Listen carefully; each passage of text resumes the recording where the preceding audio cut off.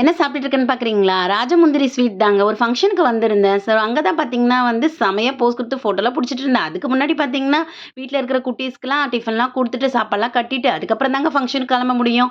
இது பார்த்தீங்கன்னா, பன்னீர் ஃப்ரை பண்ணி குடுத்துருந்தேன். சரி புரோட்டீன் வேணும் இல்லையா? அப்படின்னு சொல்லிட்டு தான். இது வந்து என்னைக்கு நடந்ததுன்னா வந்து 16ஆம் தேதி நடந்ததுங்க. ஸோ என் ஹஸ்பண்டும் நானும் வந்து ஃபங்ஷனுக்கு கிளம்பி போயிட்டே இருந்தோம். அதாவது கவர்மெண்ட் கூட நீ ஹெல்மெட் போடாதன்னு சொன்னாலும் என் ஹஸ்பண்ட் விடமாட்டாரு. ஸோ அந்த மாதிரி ஹெல்மெட்ட என் தலையில கவுத்து விட்டாரு. என் ஹேர் ஸ்டைல்லாம் பாழா போச்சேன்னு சொல்லிட்டு ஃபீல் பண்ணிட்டு இருந்தேன். அதுக்கப்புறம் பார்த்தீங்கன்னா, சாப்பிடலான்னு வந்தோங்க. அதுக்கு முன்னாடி நான் போய் அவங்கள விஷ் பண்ணிட்டேன். ஆனா, அது நான் ஃபோட்டோ எடுக்க முடியல. சரின்னு சாப்பிடலான்னு வந்தோம். சாப்பாடுலாம் சூப்பரா இருந்தது. 2 ஸ்வீட் வச்சிருந்தாங்க. எல்லாம் அப்படியே பெரிய அந்த இந்த ராஜாங்க காலத்து பொருள் மாரி பார்க்கறதுக்கு அப்படியே தக தக தகன்னு இருந்ததுங்க. என் ஹஸ்பண்ட் வேணாம் வேணாம் நான் சாப்பிடல அப்படின்னாரு. அதெல்லாம் சாப்பிடாம இருக்கக்கூடாது. ஏதாவது கொஞ்சமாவது சாப்பிடுன்னு சொன்னேன். அதனால கொஞ்சம் சாப்பிட்டாங்க. ஏன்னா டயட்டுன்னு சொல்லிட்டு சரியா சாப்பிடுறது இல்ல. இருந்தாலும் நம்ம ஹெல்த்த பார்த்துக்கணும். சாப்பிட்டா தானே ஓட முடியும். ஸோ என் ஹஸ்பண்ட் பார்த்தீங்கன்னா, மீட்டிங் இருக்கு, அது இருக்கு, நான் கிளம்பணும் அப்படின்ட்டு ரொம்ப அவசரப்படுத்திக்கிட்டே இருந்தாரு. வந்ததே என்னைக்கோ ஒரு நாள், அதுவும் பழைய ஃப்ரெண்ட்ஸ்லாம் பார்க்கலான்னு வந்திருக்கு. இந்த டைம்ல இது மாரி பண்றியேப்பா அப்படின்னேன். இது வந்து என்னோட மேனேஜருங்க. ரொம்ப வருஷ பழக்கம். அவங்க வீட்டு கிரகப்பிரவேசத்துக்கு தான் வந்திருந்தோம். சாப்பாடெல்லாம் சூப்பரா இருந்தது. விஷ் பண்ணிட்டு வந்திருந்தோம். இவரோட நெறைய அப் அண்ட் டவுன்ஸ்ல நான் இருந்திருக்கேன். ஸோ அவரு வந்து ஒரு வீடு கிரகப்பிரவேசம் பண்ணும்போது ஒரு சக்ஸஸ் பார்த்துருக்காருன்னும்போது எனக்கு ரொம்ப சந்தோஷமா இருந்தது. அவருக்கு வந்து என்னோட விஷஸ் எப்பவுமே. அதுக்கப்புறம் பார்த்தீங்கன்னா வந்து சாப்பாடுலாம் சாப்பிட்டுட்டு இருந்தோம். ஒரு ஃபோட்டோ எடுக்கலான்னு பார்த்தா எந்த சைடு திரும்பினாலும் வெளிச்சமே இல்லங்க. அதாவது வெளிச்சம் அதிகமா இருந்தது. சரியா எடுக்கவே முடியல. சரின்னு சொல்லிட்டு என் ஹஸ்பண்ட் கிட்ட நானு ஃபோட்டோ புடிச்சிடனப்பா அப்படின்னேன்.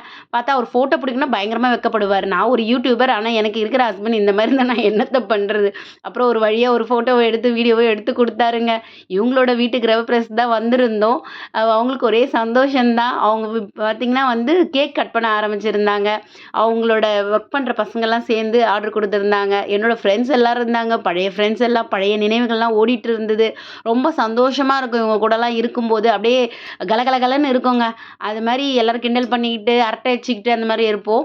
இவர் வந்து பார்த்தீங்கன்னா, எனக்கு ஆஃபீஸ் விஷயத்துல ஹெல்ப் பண்றேன். நீ ஆஃபீஸ்க்கு வா அப்படின்னு சொல்லி என்ன ரொம்ப நாளா சொல்லிட்டு இருந்தாங்க. நான் கொஞ்ச நாள் வேலை பண்ணேன். ஆனா அதுக்கப்புறம் என்னால முடியல. ஏன்னா பசங்கள பார்த்துக்கணும், வீட்ட பார்த்துக்கணும். நெறைய நமக்கு பொறுப்புகள் அதிகமா இருக்கு. ஸோ ஏதாவது ஒண்ணு தான் நம்ம எடுத்துக்க முடியும். ஆத்துல ஒரு கால், சேத்துல ஒரு கால் நம்மளால வைக்க முடியாது அப்படின்னு சொல்லிட்டு தாங்க, நான் வந்து வீட்ட பார்த்துக்க ஆரம்பிச்சுட்டேன். எங்க வீட்டு மாறனுக்கு சாப்பாடு வைக்கலான்னு வந்திருந்தேன். பார்த்தா 2 நாய் ஓடிச்சான் ரோட்ல. அத பார்த்துட்டு இவன் சாப்பிடவே இல்ல. அவரு அவ்வளோ கோச்சிக்கிட்டாரு. அதுக்கப்புறம் பார்த்தீங்கன்னா, மாடியில போய் ஷார்ட்ஸ் எடுக்கலான்னு போயிருந்தேங்க.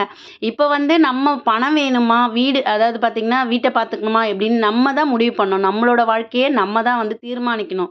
நம்ம எப்படி இருந்தாலும் ஒரு நிம்மதியான வாழ்க்கைய வாழணும். அப்படின்னு தான் சொல்லிட்டு நான் என்னோட வாழ்க்கைய இந்த மாரி தீர்மானிச்சுக்கினேங்க.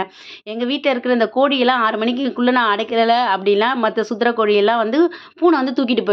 ஸோ அதுக்காக எங்க இருந்தாலும் ஓடி வந்துடணும். முட்டை வர வச்சிருந்தது நம்ம கோழி. சரின்னு சொல்லிட்டு எடுத்து வச்சிருந்தேங்க. இது ஒரு சந்தோஷமான தருணம். என் வீடியோ பிடிச்சிருந்தா லைக் பண்ணுங்க, ஷேர் பண்ணுங்க, கமெண்ட் பண்ணுங்க.